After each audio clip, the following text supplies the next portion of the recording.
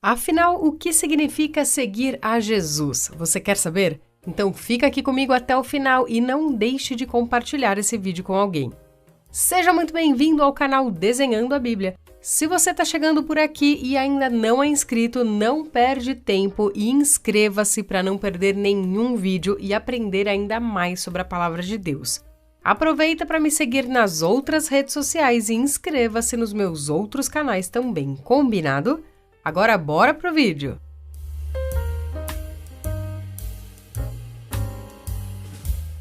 Lemos em Mateus 8, de 14 a 22, que Jesus, após curar a sogra de Pedro, continua curando todos os enfermos que levaram até ele naquela noite. Até que um escriba, entusiasmado por ver tantas curas e demônios sendo expulsos, diz que quer seguir a Cristo aonde quer que ele fosse. Então Jesus responde dizendo que até as aves do céu têm onde repousar a cabeça, mas o Filho do Homem não. Bom, sobre a expressão Filho do Homem veremos em outro vídeo. Outro homem pede para Jesus que o deixe ir primeiro sepultar o seu pai, e Jesus lhe responde dizendo: "Segue-me e deixa os mortos sepultarem os seus próprios mortos." Um inscrito aqui do canal me perguntou lá no Instagram o que significa essa resposta de Jesus, então eu vou tentar respondê-lo aqui nesse vídeo também. Na época de Jesus, os discípulos, de maneira geral, agiam como servos de seus rabinos, no sentido de seguirem ordens práticas a respeito do trabalho do mestre e de sua escola. Assim, eles aprendiam seus ensinamentos.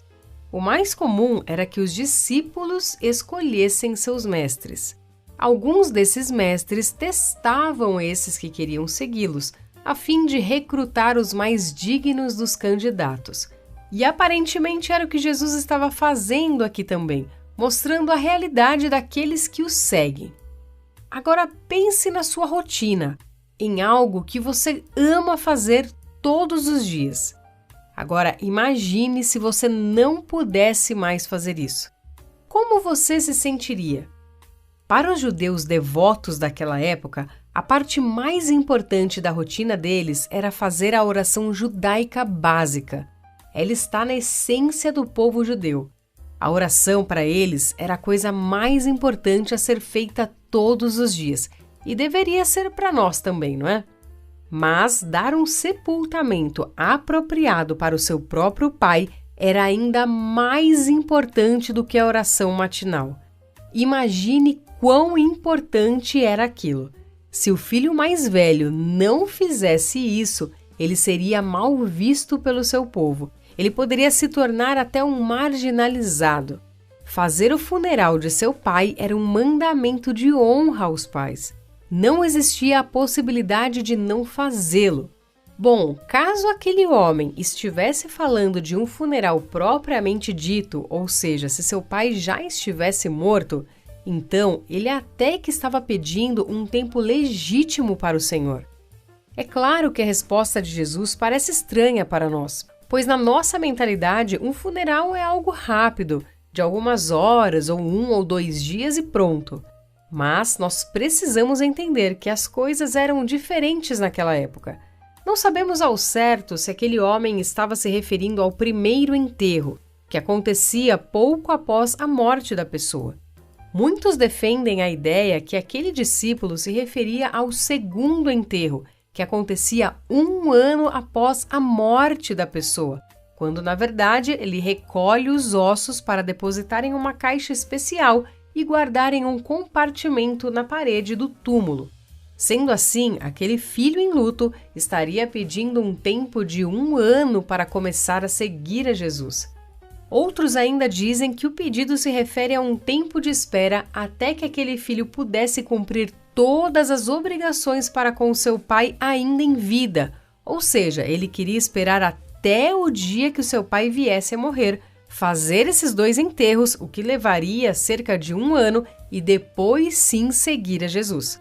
O fato é que Jesus está dizendo e lembrando aos seus ouvintes que o que ele está fazendo é mais urgente e importante do que qualquer outra coisa que podemos pensar em fazer. A urgência de segui-lo é ainda maior do que a obrigação mais honrosa e prioritária de uma pessoa. Nada é mais importante do que seguir a Cristo. Vemos o exemplo dos primeiros discípulos, quando Jesus os chamou. Lemos em Mateus que eles deixaram as suas profissões, ocupações, família e tudo para seguir a Cristo. Em Mateus 4:20 diz: Então eles largaram logo as redes e foram com Jesus.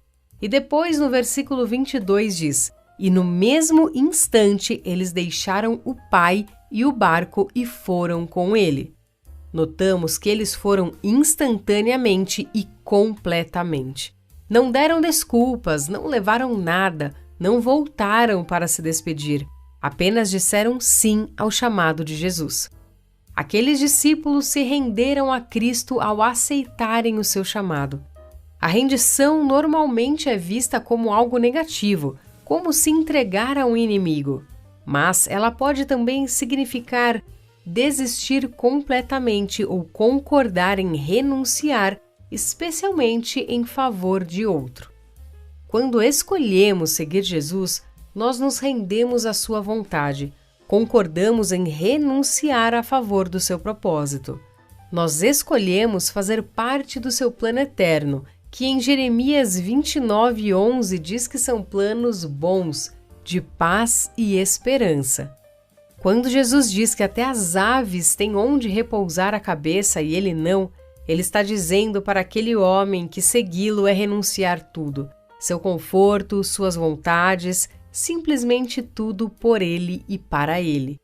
Em Marcos 8:34 e 35, lemos que se queremos ser discípulos de Jesus e segui-lo, temos que negar a nós mesmos e tomar a nossa cruz. Aqui no canal tem um vídeo sobre o que significa tomar a nossa cruz. A palavra grega para negar em Marcos capítulo 8 significa esquecer a si mesmo e perder de vista o interesse. Esses dois versículos podem ser resumidos como negar a si mesmo e morrer para si mesmo.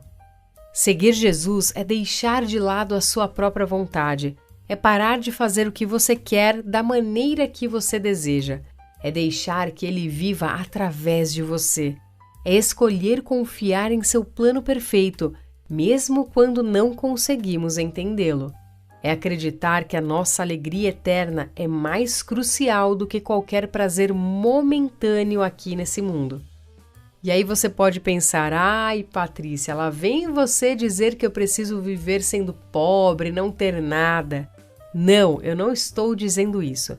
Deus quer sim que você tenha coisas boas, mas essas coisas boas não são para o seu egoísmo.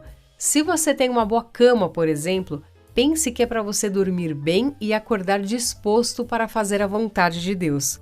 O Senhor tem muitas bênçãos espirituais e materiais para a sua vida, mas você precisa parar de se esforçar para cumprir os seus próprios planos e viver os de Deus. Você ainda terá problemas, lutas e dificuldades quando começar a seguir a Cristo. Quando nós o seguimos, continuamos a chorar, mas no meio disso tudo, temos a paz que excede a todo entendimento, alegria verdadeira, liberdade, amor, temos a misericórdia de Deus, a graça imerecida, a presença dele que nos conforta. Dentro de nós habita o próprio Consolador e temos a sabedoria do alto à nossa disposição. Muitos pensam que seguir a Jesus é mudar de religião ou parar de fazer coisas legais. Pensamos que Deus só quer que a gente vá todos os domingos para a igreja, participe de um ministério, leia a Bíblia e consiga entender plenamente tudo. E aliás, aqui na descrição desse vídeo tem links de materiais que podem te ajudar a entender melhor a Bíblia. Confere lá. Enfim, sabe o que realmente Deus quer de você? Ele quer você. Deus quer o seu coração. Sendo assim, você fará todas essas coisas como ler a Bíblia, ir à igreja e tudo mais, porque você vai querer cada vez mais conhecê-lo e se aproximar dele. Se aproximando de Deus, você será transformado pela sua presença, pois o fruto do Espírito irá se manifestar na sua vida. E tudo isso com um propósito maior de... Não é para você ser um cristão nota 10. O maior propósito é você alcançar outras pessoas, é avançar com o reino de Deus. Jesus fez discípulos que fizeram outros discípulos, e assim o reino de Deus avança. Você precisa seguir a Jesus não para ganhar uma estrelinha de boa pessoa, e sim para viver o seu chamado em Deus.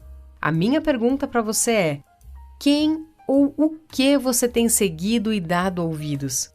Você usa o seu tempo para quê? Você se rende e se entrega a quê ou a quem? Quem governa e comanda os seus passos? Reflita sobre isso. Não deixe de compartilhar esse vídeo com alguém.